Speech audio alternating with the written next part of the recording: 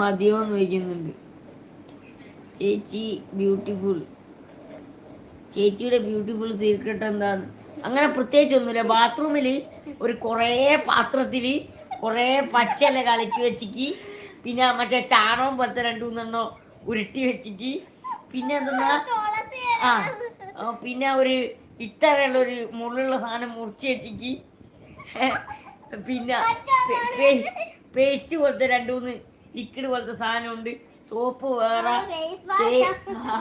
പിന്നെ മേത്തേക്ക് ഓള് ചേരി ഉണ്ടാന്ന് എന്തൊക്കെയോ സാധനങ്ങളുണ്ട് ബാത്റൂമിൽ.